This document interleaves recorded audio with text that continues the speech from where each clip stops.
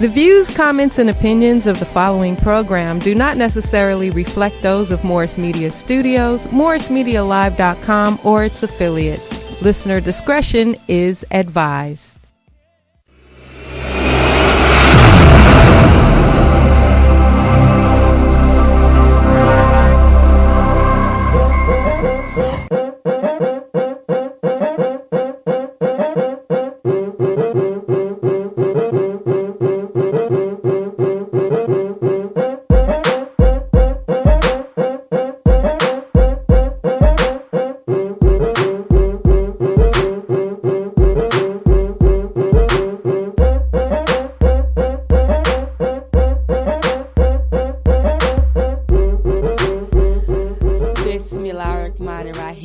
Assalamu alaikum. That's peace be unto you. I'm Sister Charlene Muhammad. Welcome to Liberated Sisters, recorded live right here at Morris Media Studios. Our guest today, as promised 2 weeks ago, is activist DJ General Jeff. He's here with the Skid Row Report. We're going to have the Farrakhan Factor, but first, the Justice Report.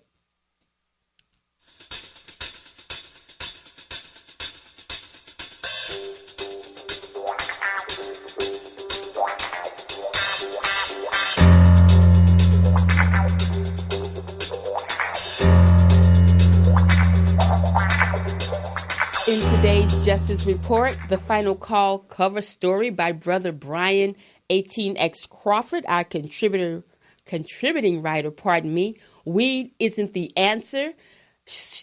This is talking about the conspiracy, what's happening with the legalization of marijuana. Dr. Wesley Muhammad is a key voice in his story. Dr. Wesley says weed is a sedative that quiets black rage. You can take peek at that, finalcall.com. Also, stifling racism raises stress and increases asthma suffering for black children. That's a research piece by our managing editor, Starla Muhammad. Be sure to read, if nothing else, the Final Call's anchor pieces. The Honorable Elijah Muhammad writes The Destruction and Fall, reprinted from The Fall of America, and an excerpt of the Honorable Minister Louis Farrakhan's 1984 address, A Message to the Nations. A message to the United Nations, the spirit of warning. Our local experience with Muhammad Mosque number 27, our elder Eddie Muhammad, who went missing. He wandered from his Carson home. He was found in Inglewood. That inspired me to pick up again the message of raising awareness and reporting about what's happening in the black community, the impact of Alzheimer's. So that's a story also in our final call. I want to tell you that statistics say 5.8 million Americans have Alzheimer's, right? Of that 5.8 million dealing with the disease marked by memory loss, blacks know the least, but we're affected the most. And so part of why, according to experts that we interviewed, is because Alzheimer's, I've covered this before, but I really didn't hear this the way I heard it this time, you guys. Alzheimer's is linked to other chronic illnesses that blacks are experiencing. Diabetes, hypertension, heart disease. That's in the final call. And I want to round out by saying that Brian E. Muhammad has a great story about a federal judge that condemned the United States government use of a secret watch list for Muslims. So all that and more at finalcall.com, in addition to this great story about our National Muhammad University of Islam celebrating 30 years of sacrifice and triumph. You got to see all the pictures. 30 years of educating our own. Salute to Muhammad University of Islam, the Honorable Minister Louis Farrakhan, his family, the Honorable Elijah Muhammad, his family. They were the pioneers of black education and independent education, right? Taking their own children out of schools. Can you imagine being the first among us? You're out of school, you're with your friends, you're taken out of school. These are foundations. And so we thank you so much to these great families. And again, congratulations, Muhammad University of Islam. That's the Justice Report. Now, it's time for the Farrakhan Factor.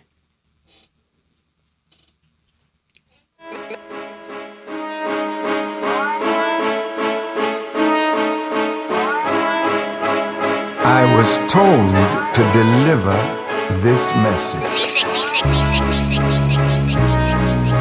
You think you're invincible because you got money, bombs, guns, and planes, killing babies, innocent people. I think you're insane. Chaos and destruction is the name of your game.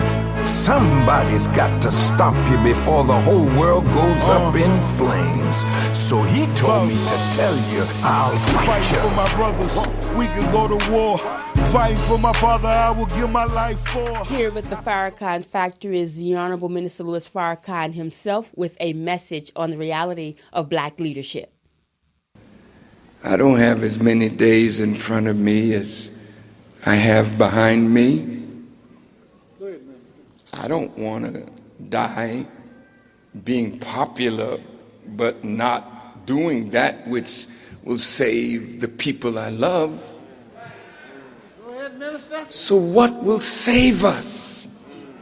It is the unity of us in a programmatic way to lift the total mass of our people. And the moment the enemy saw all of us together, the next day, the ADL sent letters to all the co-conveners telling them, why would you walk behind that anti-Semite Farrakhan? It seems as though Jewish pain is more important than black suffering. That if we have come together not to bother them, not to do nothing evil to America, but to come together to lift our people, what is wrong with that? I know what's wrong. I know what's wrong.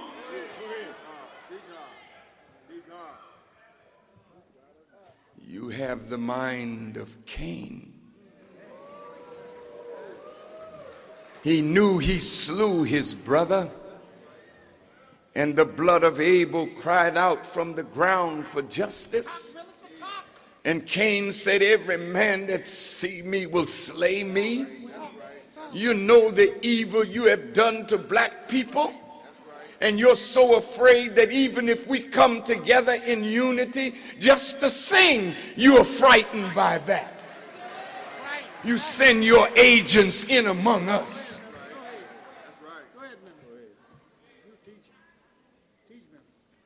I had bishops, beautiful bishops of various denominations that sat down with me to help craft the statement that I made at Dorothy Heights National Council of Negro Women, which became the unifying tool for the Millions More movement.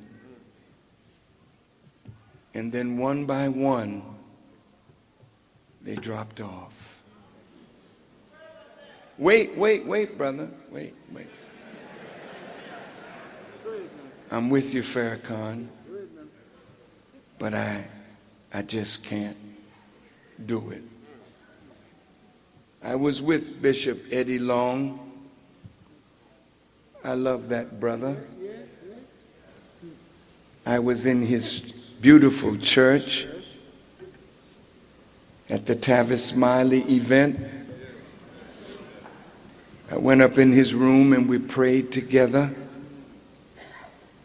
And we came together. He visited me in my hotel room. And I wouldn't sit at the head of the table when he was there. I sat him at the head because I'm in his city. And he's the bishop. And I'm here to serve. I ain't trying to lord myself over nobody. And the bishop said, brother, I caught a lot of flack just for having you in my church with Tavis Smiley and the state of the black agenda. And he was very straightforward with me and said, Brother Farrakhan, I won't be able to be at the march. Wait. I said, I understand. Everybody has their reality that they have to deal with. I sat down with Kathy Hughes of Radio and TV One, a wonderful, wonderful sister. And we thank her from the depth of our heart for the help that she has given the 10th anniversary of the Million Man March and the Millions More movement. But Kathy Hughes said to me, Farrakhan, nobody can deny the truth of what you say. But when you leave the room, people have to think of their reality. We are so afraid to offend white people.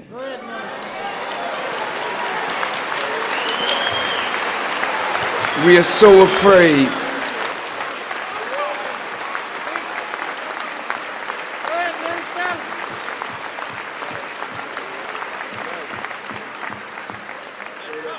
And we read the scripture, but we're not paying attention. The scripture says, resist the devil, and he will flee from you.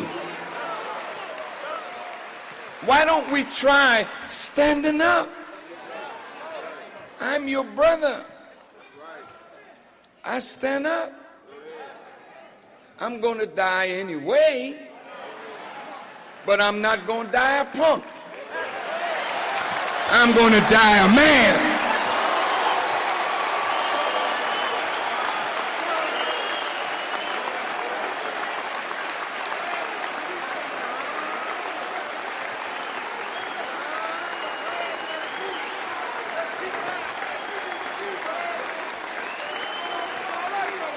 Now, Atlanta and all the cities that are listening,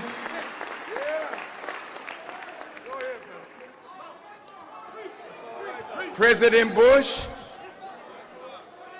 made war in Iraq, and there's a war being planned as we speak against you and me. Now, this is the conclusion, but I want you to hang with me. My dear brothers and sisters, listen.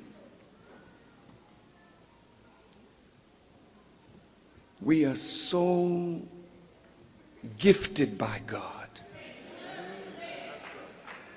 that we need to produce a new educational paradigm for our children. The school system and Western education has run its course. It is finished. It is based on white supremacy.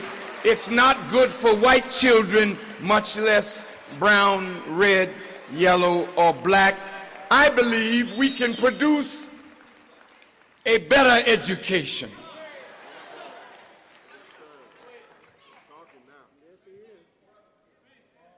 I believe that with $750 billion coming through our hands, if we summon our economists, our bankers, our entrepreneurs, our economic thinkers, we can come up with a plan to create jobs and keep some of that money revolving in our community more than one time, 2 times, 3 times, 4 times. Then we can build institutions that speak to our needs. I believe that we cannot sell ourselves to the Democratic Party anymore. It is a plantation. And you house niggers need to understand that that's what it is.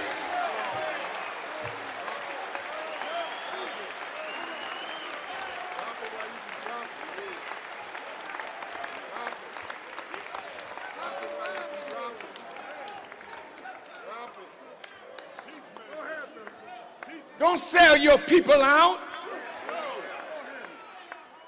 because you're hoping for something that you'll never be able to use effectively if the masses of the people don't unite behind you.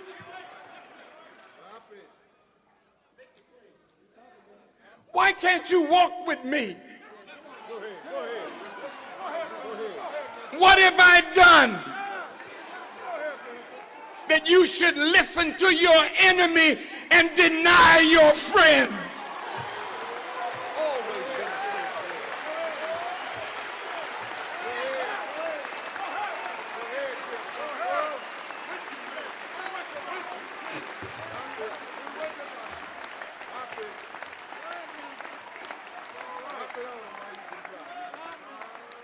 Jesus. Listen, heavy price to pay. I really could say that's a wrap. Thanks for tuning in. But we have the Skid Row report coming up. I would like to let you know, I'm going to let you know, the Honorable Minister Louis Farrakhan was speaking to a capacity crowd that was in Atlanta, Georgia, and that was a few weeks before the Million More movement in 2005. This was coming 5 years after the 10, the historic Million Man March. Never done, never will be done again. You can view that message in its entirety. It's the Millions More Movement 2005, store.finalcall.com or noi.org. And now we're going to turn to the Skid Row report with Brother DJ General, who was bearing witness up in here. Hey, thank you for having me, my sister. Yes, this is your liberated brother. Now with my right. liberated sisters. Once again, happy to be here. And, I just want to go on record right now. I, too, am going to die one day, and I ain't going to die no punk neither. I'm going to die a man. So that strongly resonated with me, and I hope that some T-shirts end up all out in the black community because we need to run with that one. That's very, very powerful. Yeah. And, I hope that lingers and it spreads out through all our people because that's a powerful message. That's a powerful message. Well, I'm going to sleep good tonight just on that one. But seeing that it's the top of the morning, I would agree. Thank you for having me. I want to get right to it. It's the Skid Row Report. The current president inside of the White House right now, sometimes I don't even like to say the name, but the Trump administration, President Donald Trump is in Los Angeles today and tomorrow. Specifically last week, he put out a word that he was going to, quote, forcibly force homeless folks off the sidewalks and into federal facilities. And, that's about as insulting and disrespectful as you can get, especially somebody that's in political office. So I've been reaching out trying to figure out exactly what does he mean by force.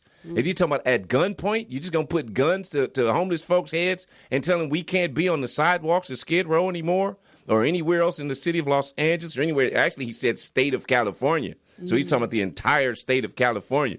So, okay, what is he talking about? Local law enforcement? Is he talking about activating National Guard? Is he talking about, activating United States military? Like, we want specifics. Wow. And so I personally reached out to the higher-ups at LAPD yesterday, and they say we have no role in whatever he's talking about. So I'm like, okay, well, LAPD stood down and created separation. However, I found out today that, again, Trump is in town right now. Wow. And apparently he met with local law police unions.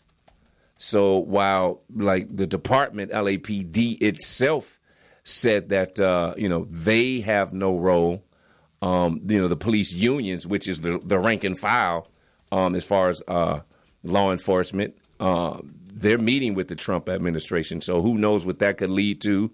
It might be some separate funding and some separate, quote unquote, overtime duties. I mean, we don't know what's going on. And so it's of serious concern. So, we've been monitoring his every step because we understand that at some point in time, he's going to actually come to Skid Row.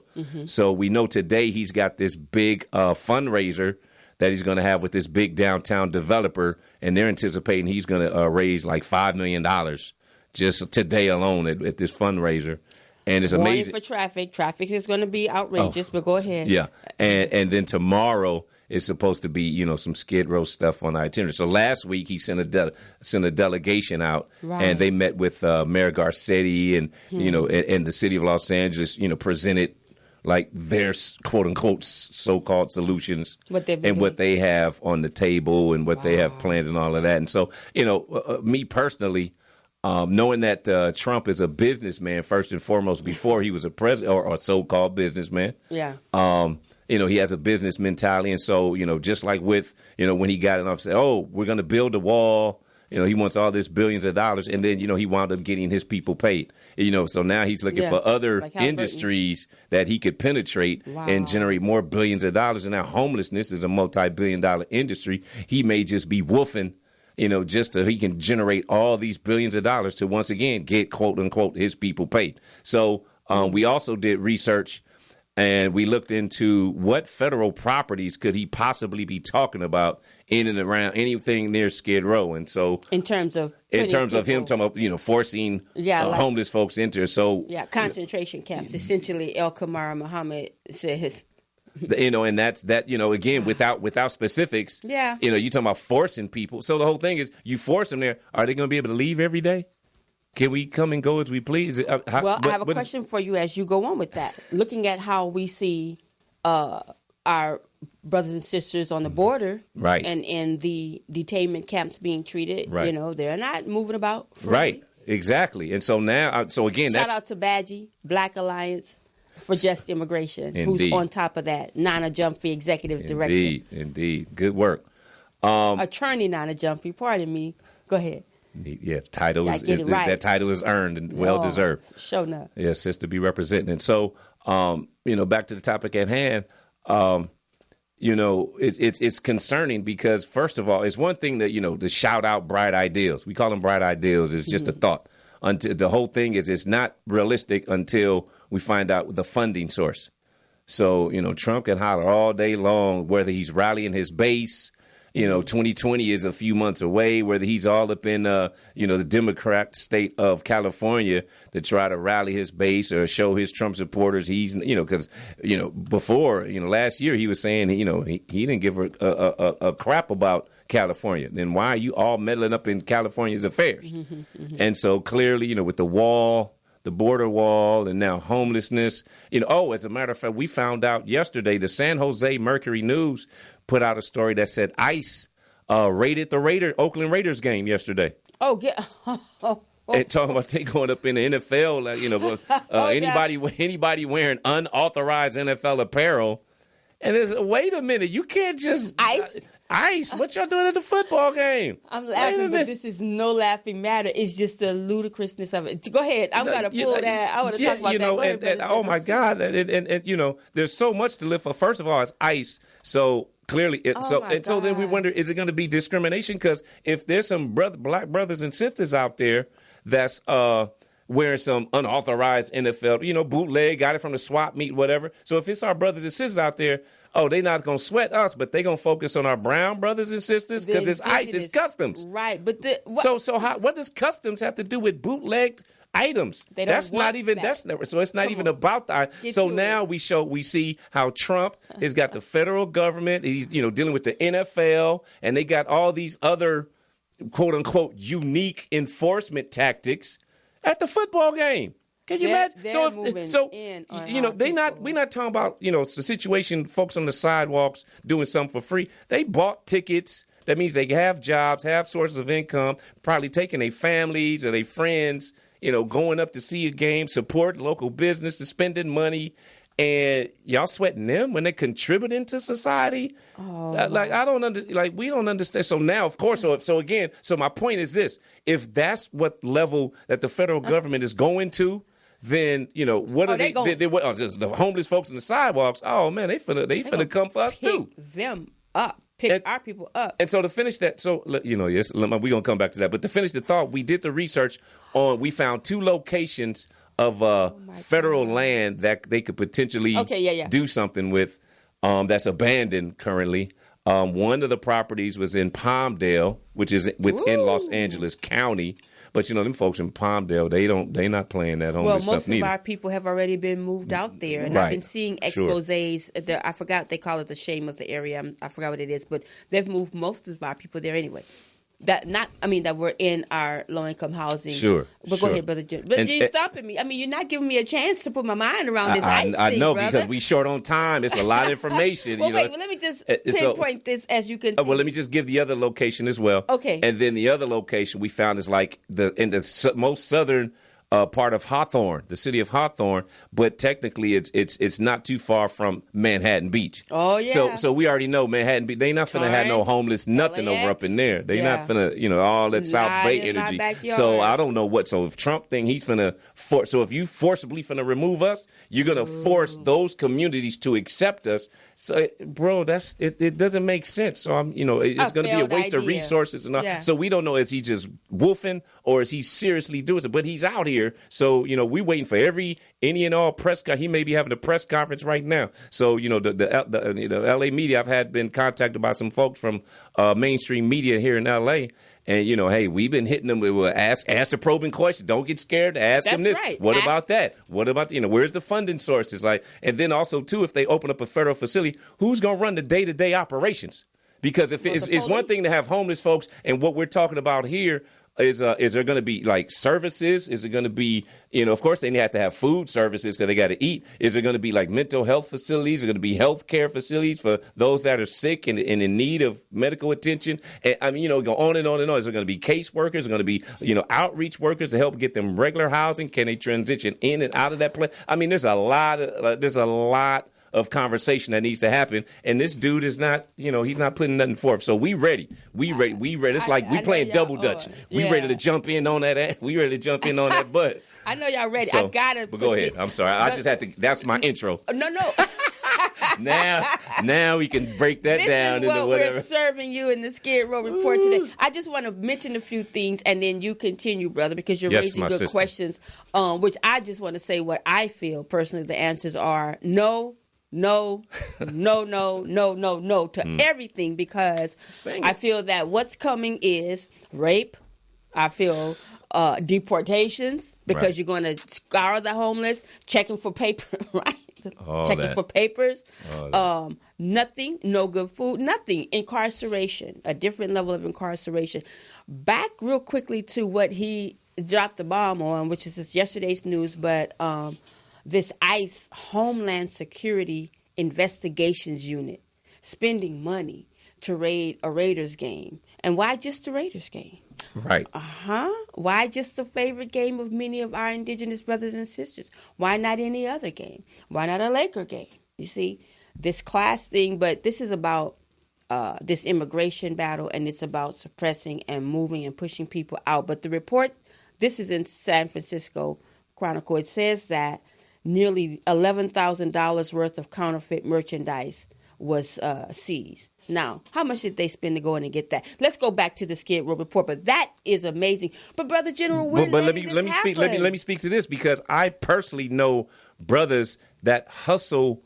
That's their hustle, is merchandise. They don't want to slang dope on the street corners, selling poison to our people. They don't want to do, So they'll go get some T-shirts made and go to, whether it's the concert or the sporting event, and they'll be out on the street corner slanging, product. Nipsey. And so now all of a sudden, trust and believe, I'm pretty sure they was the first ones that got picked off. They pick us off first before they even got to the stadium. Right. On that Nipsey thing, Nipsey Hussle's people shut that down. If you was at the Coliseum, the Staples Center, and you were on the outside where I was, they were going through snatching product. You were not going to. I like that, but go ahead. Yeah, and so we got to. As soon as this interview is over, I got to reach out to our folks on the streets, because it's rough on the front line. And so that while, I've been focusing on Skid Row, I got to reach out to my other folks in the hood and be like, are people okay? Because, I'm pretty sure, Trump and all, we got some blacks out there slinging unauthorized NFL merchandise. Knock them down. Go get them. And I'm pretty sure they hurried. If they recovered, what was that, $11,000 worth? Oh, man. Because I'm sure, and I would hope that they wasn't in the stadium snatching fake jerseys off of people's bodies. Like, well, what am I going to wear? They walking around shirtless. I want to talk to somebody who was there. Like, if they got a sweatsuit on, you just gonna just snatch this off me? And what am I? I'm walking around in my drawers. Like, wait a minute, excuse me. It's a ruse, because then ICE would be at all the games. Look, first and foremost, and I'm not saying go do it. I don't agree with that. But at the end of the day, look, I'm right by the formerly Home Depot Center.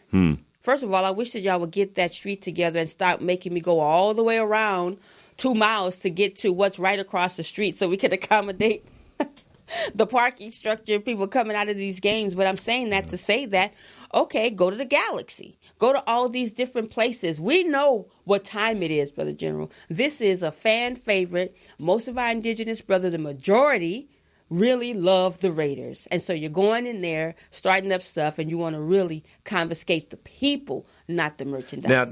That's how I feel about it. The next level on that conversation is, you know, the brothers and sisters on the front lines of our black issues. They already got an issue with the NFL behind Kaepernick. And they still taking a knee, and now the NFL because surely it's too much on my so the timeline. NFL had to sign off on this move where ICE ran up in the football stand. The NFL can't act like, oh, we had no idea. So once again, the NFL is throwing loyal customers and fans under the bus. And what are we gonna do about it? Nothing. Well, that's the conversation. What are we gonna do about Nothing. it? And so. Post about, listen, I'm telling you what's so much. Now, this is not indicative of everyone. I know that. But on my line, I cringe. These games are being watched, enjoyed, paid for. We got the cable for it. We're not willing to give up, Brother General, as a collective. I'm saying I don't see us as a collective enough saying I'm going to sacrifice this. I mean, for God's sake, we're mad. People have expressed, and many rightfully so, they have their opinions about it. The community was split on what's happening with Jay-Z and the NFL. Our managing editor, Sister Charlene, has an article about that rocky start with Rock Nation right now. But what I'm saying is, people are in them hot wings, and they got the jerseys on. And so we talk a good game most of the time, but at the end of the day, the personal comfort and desire, we just haven't been willing to sacrifice enough. The love of each other is just not at the point where we're going to do that. I will say this though, and piggybacking off of what the Honorable Minister was speaking about. No pigs. I don't eat pork. What was it? Camelback? Camelback. All right, I'm a camelback. I like that one. Thank you. Yeah, I don't eat pork. Shout out to the You're Muslims. Right. So I'm going to camelback off what the Honorable Minister was saying. And, the whole thing is blacks as a people, we're suffering so much. We need our sports and entertainment to escape from our realities. Yeah. And so, when we talk about not watching NFL games, that's like, you talking about like people that have medical, problems, not taking their medication. Like we need that, to escape our realities. And so that's a hard one. I grew up an athlete and, so I'm big into sports. And so to deny me a sport, that's my outlet. I'm just saying. And so I understand it's not just me. And then it's, it's a lot of camaraderie, healthy camaraderie, and build like whether we trash talking. I got my team, you got your team, and so whatever. So so there's opportunities for us to build, but to take that completely away or leave that completely on the table, slap it off the table, and walk away from it. What are we walking towards? Well, how do you? There's no other options. So that creates a big void. There are. Oh, now I got to go to the weight room and work out. I'm not going to watch the game. I'm going to work out. Woo, for 3 hours. I could have been watching. I don't even think I'm saying. And who am I? I'm not in a position to tell you what to do or not to do. Sure you are. No, you're a liberated sister. Yeah, no, but what I'm saying is I'm just talking about the accountability aspect, right? That's all I'm talking about, the accountability aspect. If we enjoy the sport, we're talking about the NFL. Sure. If we just like with Sterling, when Donald Sterling's black Clippers. girlfriend busted all out in the open, and people were saying the athlete should have walked off, and people were still watching. We have the same debate every other year. The same thing comes up because why? We're amongst them. We're not separated. But I'm saying that to say, enjoying a game and holding the NFL accountable. Where do those two things meet or break up, and how does that happen? Does someone refusing to watch an NFL game means that they're holding the NFL accountable? I don't think that that's necessarily the case. No.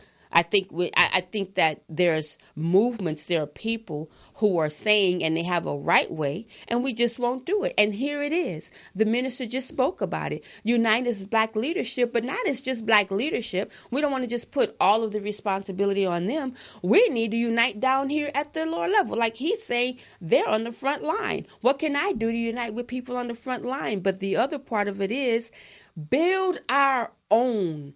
Look at Ice Cube with is it 3 on 3? Big three. The Yeah, big the big three. three. Yeah. Now we have, and then also what happened with him and Kevin Hart and Brian. What's our brother? The just a mogul, he's a media mogul. He's a comedian. I forgot his name, but the brothers. It's in Final Call. FinalCall.com. Moved to. They're suing the cable industry network. Oh, Byron Allen. Byron Allen, not Yeah, Brian. yeah. Pardon me, Brother Byron. Yeah, so we have ways, but at the end of the day, I'm going to tell you that the minister has outlined a national agenda. He's got a torchlight for America. He's proven, like physically, how we can do things. And we just have to do that. But go ahead. You know, there We needs will to come on a be break. a series like of town hall meetings and, of course, meetings. But the thing is like when you talk about the NFL, what exactly we were saying, okay, what exactly, how do we strategize against that? Well, we need to have meetings on that. We need to have leadership. I don't care if it's the black church, if it's, the frontline soldiers in the streets, if it's a gang interventionist, if it's, the community. Let's get together and let's talk about a strategy. How is it best? So that way we can finally reach one accord or maybe reduce it down to a couple of accords. And then that information can disseminate out to the black community. If you've got well-respected folks in the room, and if it's live stream, you got Sister Charlene reporting on it, so we know it's going to get out to the black community, then we can actually at least say we had an official conversation about it. We haven't had no official conversation about stuff. Just like it's with Skid Row and homelessness. I done put out videos blasting NAACP, Urban League, Brotherhood Crusade. Y'all ain't in Skid Row. Skid Row is the majority black community, and it's been that for decades since the crack epidemic hit in the 80s. Where are y'all at? Oh, I was about to get my Ebonics on. I had to sell. No, it's all good. It's all scale good. it back, but no, because it's really an issue that's troubling. Because at the end of the day, in Skid Row in downtown Los Angeles, is 2019. And we're talking about homelessness is now it's a national conversation if the president is talking about it. And so 2020 is an election year. It's time to put homelessness on on every conversation of America's table. And so the main issue in Skid Row and downtown Los Angeles, and I've been doing this for 13 years, is that you got a whole lot of black folks that's out there homeless in the streets, and you got a whole lot of poverty pimping nonprofit organizations that are run by majority white folks that are profiting greatly, six-figure salaries as high as $200,000 and $300,000, and they're gonna, as long as homelessness continues, is job security for them. So they're not trying to come up with solutions. So there's conversations that need to be having, and so while we're on the front lines representing our people, we're trying to connect with the black churches, the black pastors, the black so-called, activist organizations. Where in the heck are y'all at? And so it's very frustrating. And then you got LAPD, and y'all pretty much left us for dead. And it's not funny. And so that's why I speak out and say what I do. Like Honorable Minister said, I'm gonna die one day, but I ain't no punk. Brother General, you touched me right there, because I have seen with my own eyes what he said. He said, y'all have pretty much left us for dead. We got to answer for that, black community. We really do. And we're asking others to do for us what we can. We have the ability to do, and we must do for ourselves. Brother, you said something that segues right into this announcement, and then we're going to come right back with you. Student Minister Dr. Ava Muhammad is going to be here, inshallah, God willing, on this Saturday, September 21st. She's going to be with our regional minister, student minister Abdul Malik Saeed Muhammad, Dr. Melina Abdullah, Black Lives Matter, Brother Hector Pachez of the Harmony Keepers, and many others are going to be here. And the question is, should blacks and indigenous people consider separation. This is coming off of a town hall meeting series tour that Dr. Ava has been having since last year. And the question is growing, and people are starting to understand why she's posing the question on behalf of the minister. And this is going to be taking place. There's the flyer at the Baldwin Hills Crenshaw Mall. It's going to be at the Museum of African American Art at Macy's, right here in the Leimert Park area. You know, we have to consider this, right? Because when you have someone coming like the Trump administration, like Donald Trump is not coming to town, he's in town. And what Mayor Garcetti, what our black politicians, what our black community, what we have not done, he's going to do. But he's not going to do it the way we want it done. Right. He's going to sweep it up. And then now we're saying, as brothers rightfully saying, what is this process going to look like? But he's had boots on the ground on this all this time. But, you know, I just have to say it, Brother General. I got to be careful. I want to say it. We have to ask ourselves, where's our responsibility in this? What have we done and what haven't we done according to the guidance and instruction that we have been given? As a follower, I have to say, whether you believe in, like, dislike, love, hate, whatever your faith tradition is, whatever your background, whatever and whomever you are, we have to face the fact that we have had over 80 years of guidance. 80 years of guidance. Wow. From the Honorable Minister Louis Farrakhan and the Honorable Elijah Muhammad and their helpers. We have had it, and we have the information. What we do with it, what have we done with it?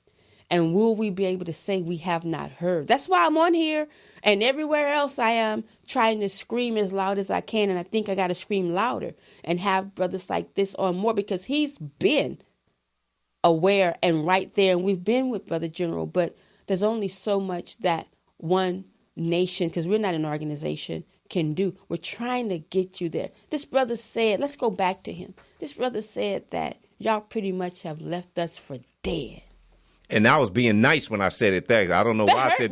I don't know why I said pretty much. I don't like words like that, but I'm really trying to be nice because it's on your platform.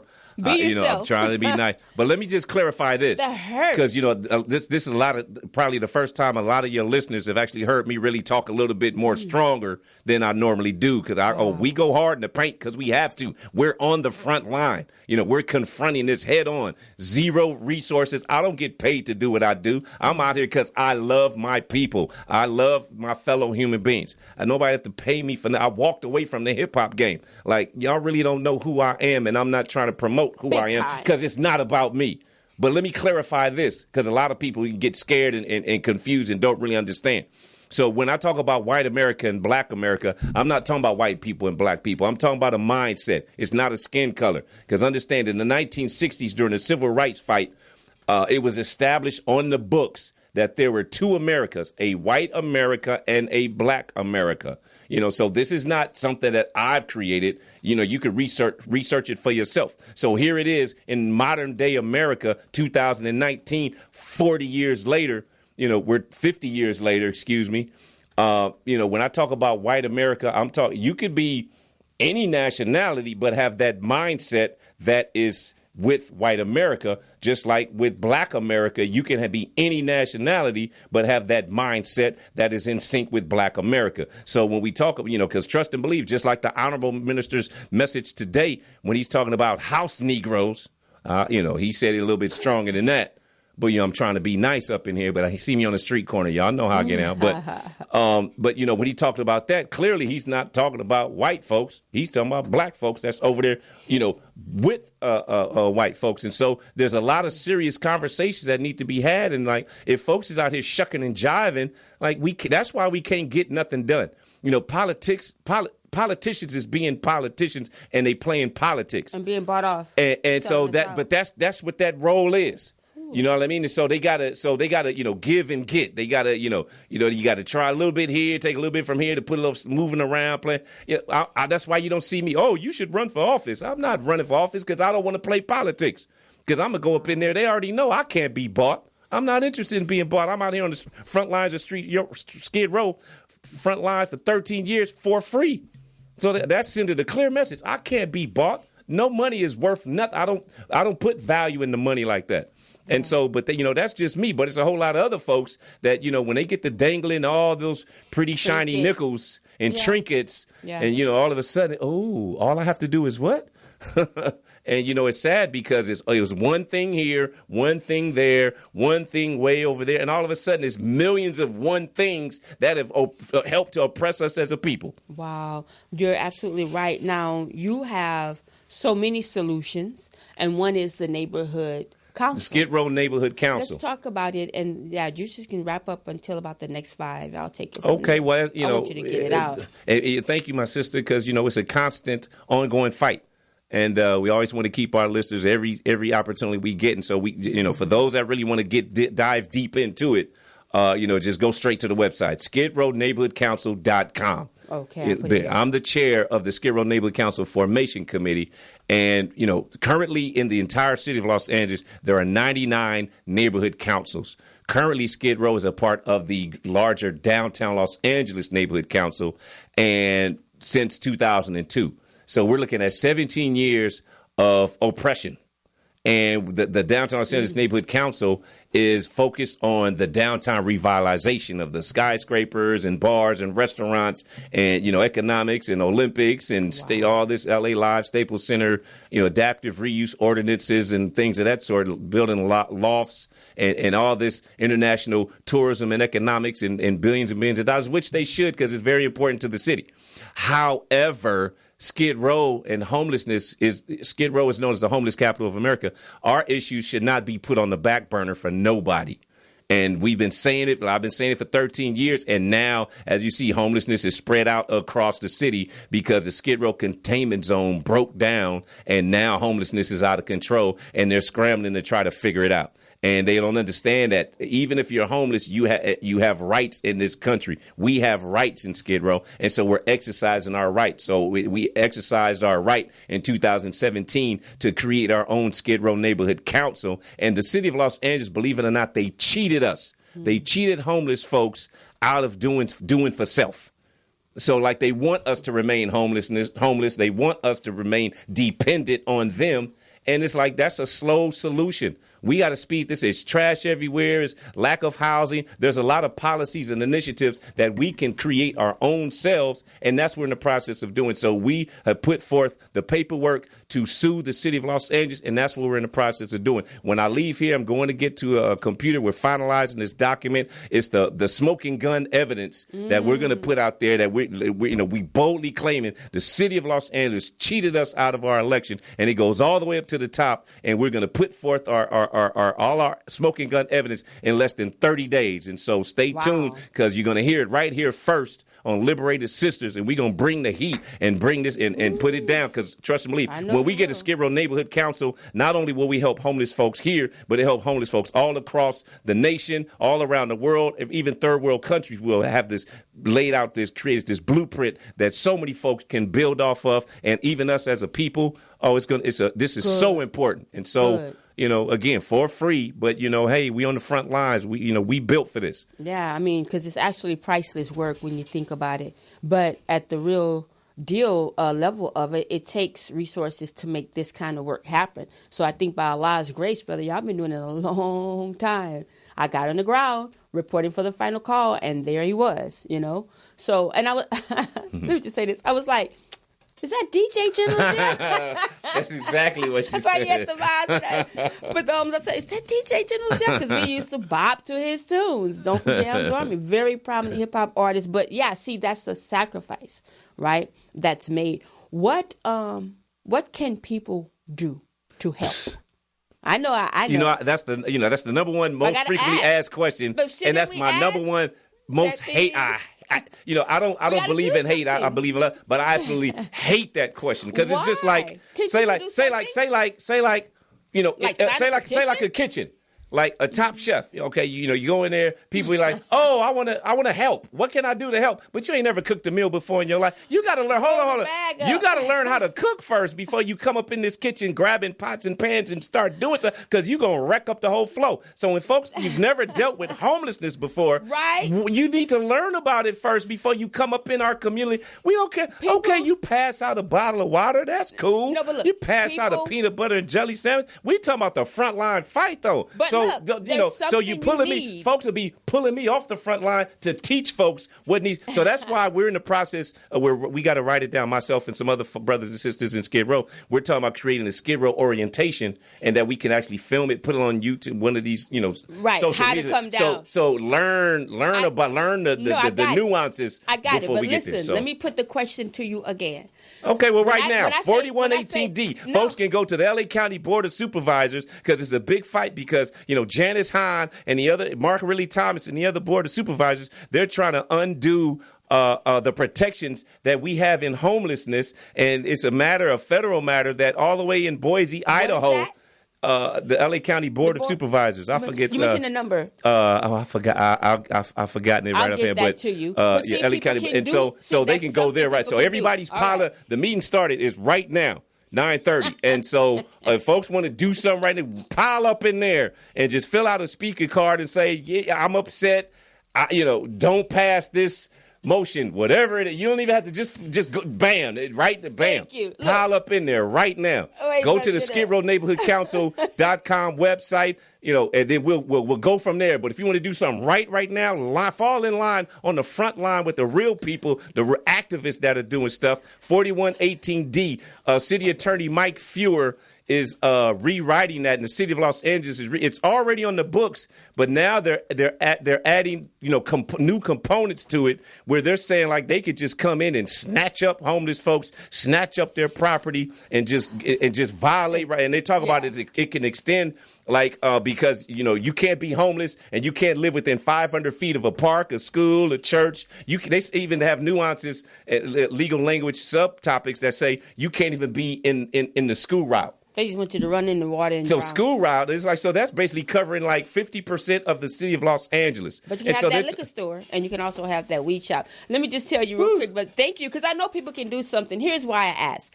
When we're calling out or challenging people and then leave them with nothing to do, what have we done? We just opened up wounds or opened up issues and not giving people away who might feel that, oh, wow, I didn't realize that. We left them for dead. Oh, I want to do something. So fall in. There's the website. I put it on the post, but I was laughing because Brother Michael J. Muhammad said, bring the heat. And then he was cracking up. He said a jelly sandwich. And last, Los Angeles Homeless Services Authority. It's a city and county collaboration, and every year they administer $300 million to these, powers that be, these nonprofit poverty pimps and government agencies. They also do the homeless count every year. But what we're saying is it's time for the executive director, Peter Lynn, to go.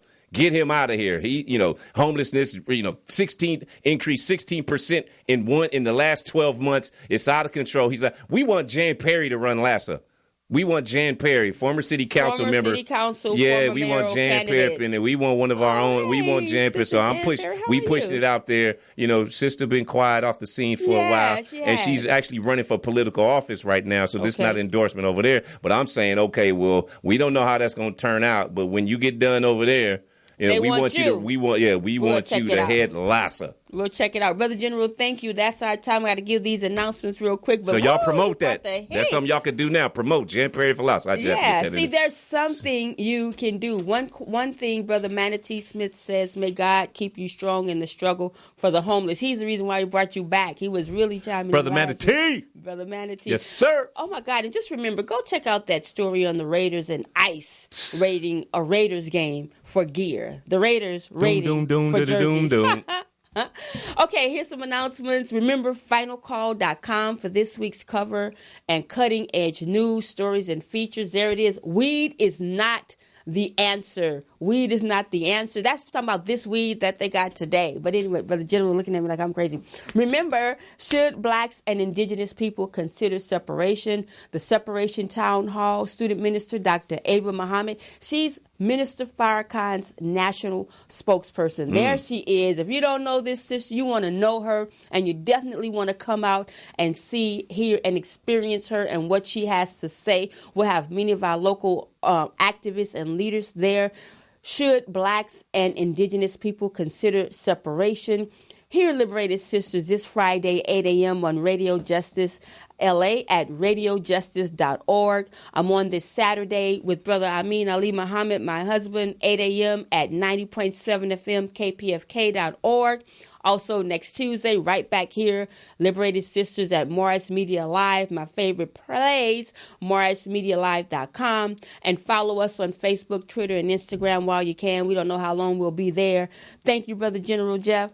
Thank you, Sister Felicia. Thank you for having me. The Poetess Morris, and you, our viewers. I'm Sister Charlene Muhammad saying if it's impacting our community or can uplift us as a people, let's talk about it. Peace.